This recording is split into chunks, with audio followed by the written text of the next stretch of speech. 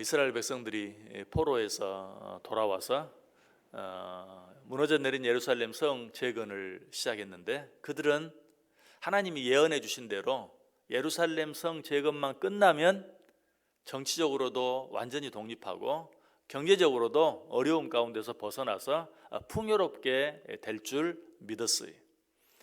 그러나 사실은 예루살렘 성 재건이 다 끝났는데도 전혀 그렇게 되지 못했어요. 여전히 정치적으로도 속국이 되어서 다른 나라에 세금을 바쳐야 했고, 경제적으로도 계속되는 기근 등등으로 인하여 여전히 어려운 가운데 있어야만 했어요. 자, 그런데 이런 때에 하나님께서 이스라엘 백성들에게 뭐라고 말했죠? 2절에 나와 있는 것처럼 여호와께서 이르시되 내가 너희를 사랑하였노라. 자, 이 말을 들은 이스라엘 백성들의 마음이 어땠을 거예요? 인간적으로 기가 막혔을 거예요. 아니, 이것이 사랑하는 것인가?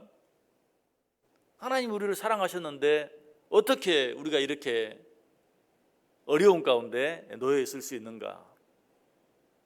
아니, 하나님께서 예언까지 했는데도 그 예언이 도무지 이루어지지 않는 그런 가운데 우리가 지금 처해 있는데 하나님이 우리를 어떻게 사랑했다는 말인가?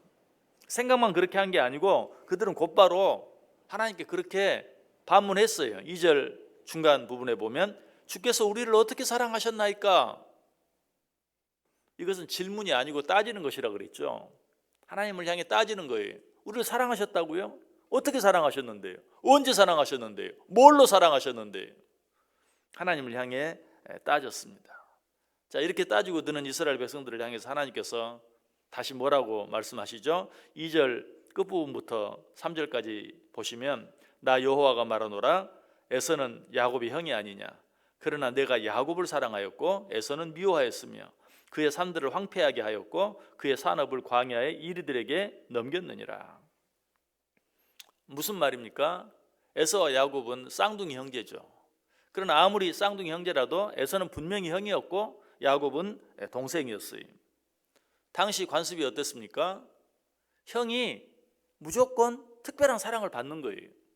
형이 더 많은 사랑을 받는 것이 당연한 것이었어요. 그러나 하나님께서는 어떻게 하셨다?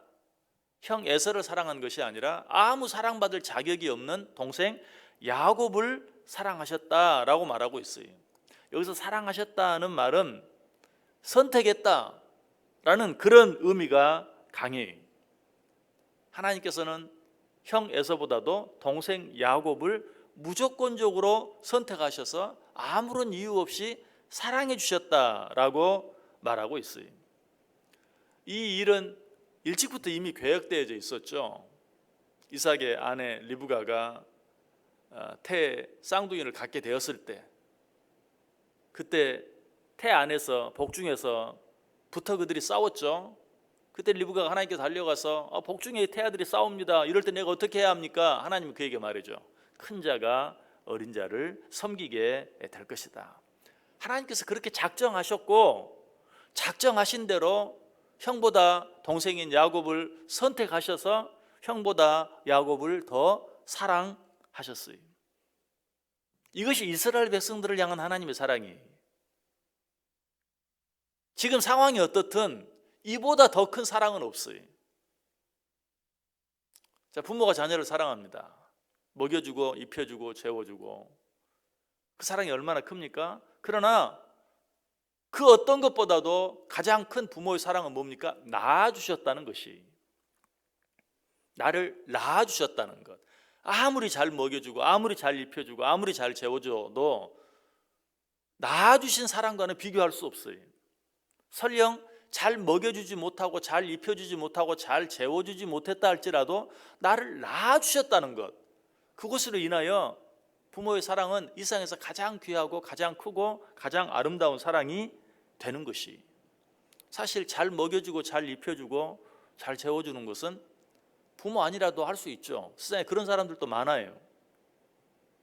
자기가 낳은 자기 자식에게 해주는 것보다도 더 잘해주는 사람들이 있어요. 그런 환경 가운데 자란 사람들도 있어요. 그러나 제 아무리 그렇게 했다 할지라도 나를 낳아주신 그 부모의 사랑과는 비교할 수 없는 것이죠. 마찬가지 우리를 향한 하나님의 가장 큰 사랑이 무엇인가? 이스라엘 백성들은 자기들의 지금 형편이 너무 어렵다는 것 때문에 어떻게 우리를 사랑하셨습니까? 우리를 사랑하셨다고요? 뭘로요? 언제? 어떻게? 그때 하나님이 말씀하시는 그 말씀의 의미가 무언가? 에서와 야곱 가운데 마땅히 사랑받아야 할 에서를 사랑하지 아니하고 사랑받을 이유가 전혀 없는 야곱을 사랑하였다. 이것이 내가 너희에게 베푼 사랑이다. 무슨 말이라고요? 내가 너희를 선택했다. 내가 너희를 태초부터 작정하고 에서와 야곱이 복중에 있을 때부터 큰 자가 어린 자를 섬길 것이라고 야곱을 선택하기로 작정하시고 작정대로 야곱을 선택하시고 야곱을 사랑하셨다. 이것이 내가 너희를 향한 사랑이다. 이제 무슨 말인지 좀 감이 옵니까? 여러분들은 어떻게 생각하십니까? 하나님이 나를 사랑하신다는 사랑을 어떻게 확인합니까? 내가 육체적으로 건강하고 물질적으로 풍요롭고 아무런 문제가 없을 때 하나님이 나를 사랑해 주셨구나. 이스라엘 백성들이 그렇게 생각했어요. 그래서 정치적으로 독립이 되어야, 경제적으로 풍요롭게 되어야 하나님이 자기를 사랑한다고 생각했어요. 그렇게 되지 않으니까 언제 우리를 사랑했습니까? 어떻게 우리를 사랑했습니까? 라고 따졌어요. 그러나 그 질문에 대한 하나님의 대답은 내가 에서는 미워하였고 야곱을 사랑하였다. 왜? 이유가 없다. 무조건적으로 내가 너희를 선택하여 내가 너희를 사랑했다. 이것이 너희를 향한 사랑이다 라고 말하고 있어요. 여러분은 어떻게 하나님의 사랑을 확인합니까? 하나님이 나를 어떻게 해줘야 하나님이 나를 사랑한다고 믿으실 겁니까? 하나님은 이미 우리를 사랑하셨어요. 어떻게? 많은 사랑 가운데서 우리를 특별히 선택하여 당신의 자녀 삼아주심으로 이 세상의 다른 그 어떤 사랑과도 비교할 수 없는 사랑으로 우리를 사랑해 주셨어요. 특별히 여기서 에서를 미워한 내용을 3절에 좀 더 자세히 설명하고 있죠. 에서는 미워하였으며 그의 산들은 황폐하게 하였고 그의 산업을 광야의 이리들에게 넘겼느니라. 여러분 사실 에서 그리고 그 에서의 후손인 에돔은 야곱의 후손인 이스라엘보다 잘 되는 것처럼 보였어요. 이스라엘 백성들이 포로에서 돌아와서 예루살렘 성 재건을 할 때도 에서의 후손인 에돔 백성들은 이미 자리를 다 잡고 편안하게 살고 있었어요. 누가 봐도 하나님이 에서와 그의 후손인 에돔을 사랑하는 것처럼 보이지 야곱과 그의 후손인 이스라엘을 사랑하는 것처럼 보이지 않아요. 그러나 결과적으로는 어떻습니까? 그의 산들을 황폐하게 하였고 그의 산업을 광야의 이리들에게 넘겼느니라. 이스라엘은 지금까지도 존속되고 있지만 에돔은 역사상에서 이미 사라져 버리고 말았어요. 이것이 하나님이 사랑하지 않는 자들의 결과요, 이것이 하나님을 사랑하는 자들의 결과예요. 우리는 이걸 알아야 돼요. 지금 현재의 상황은 하나님의 사랑과는 전혀 상관없는 자들이 잘 되는 것처럼 보일 수 있어요.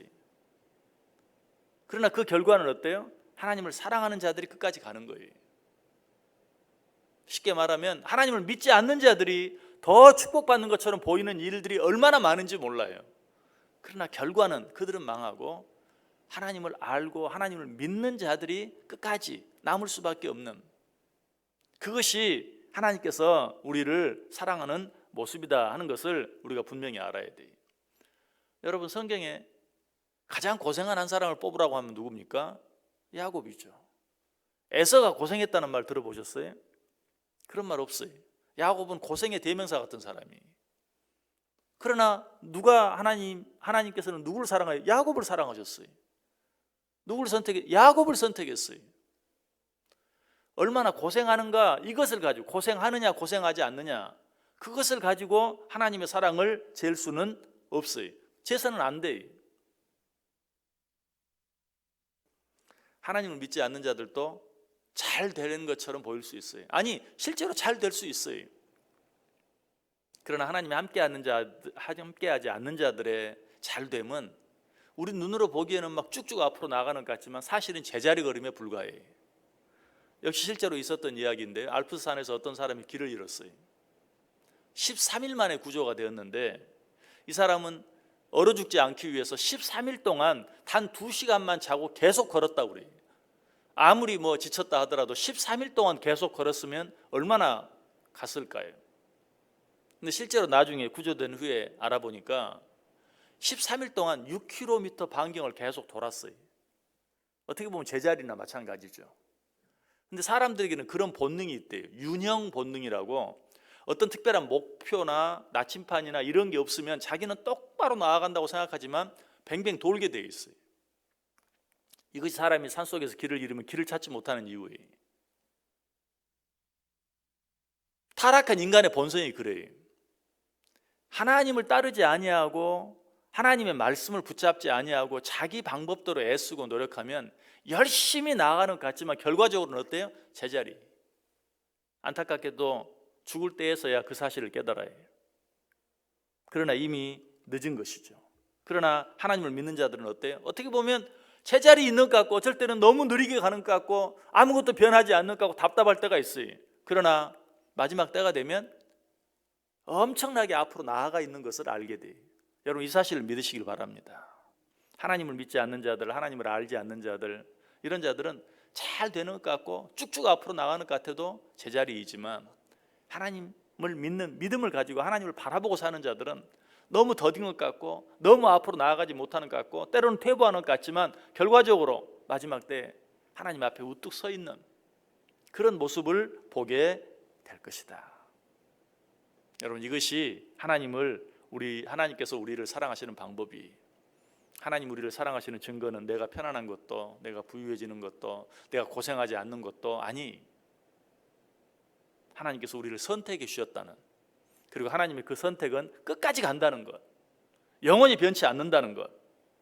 바울 사도가 이 사실을 깨닫고 너무나 아름다운 고백을 하죠. 우리 다 같이 그 고백 한번 찾아 읽고 오늘 말씀 마치겠습니다.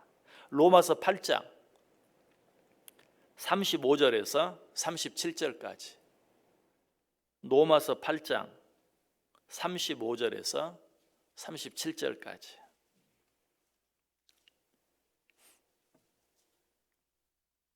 로마서 8장 35절, 36절, 37절. 다 같이 한 목소리로 읽습니다. 누가 우리를 그리스도의 사랑에서 끊으리요? 환난이나 곤고나 박해나 기근이나 적신이나 위험이나 칼이랴. 기록된 바 우리가 종일 주를 위하여 죽임을 당하게 되며 도살당할 양같이 여김을 받았나이다 함과 같으니라. 그러나 이 모든 일에 우리를 사랑하시는 이로 말미암아 우리가 넉넉히 이기느니라. 아멘. 이것이 우리를 향한 하나님의 사랑이요, 이것이 하나님의 사랑을 받는 자들의 결국이. 이 사실 믿으시고 오늘 하루도 담대하게 모든 것들을 넉넉히 이기며 살아가는 복된 자들, 하나님의 사랑을 받은 자들답게 살아가실 수 있기를 주님의 이름으로 간절히 축원합니다.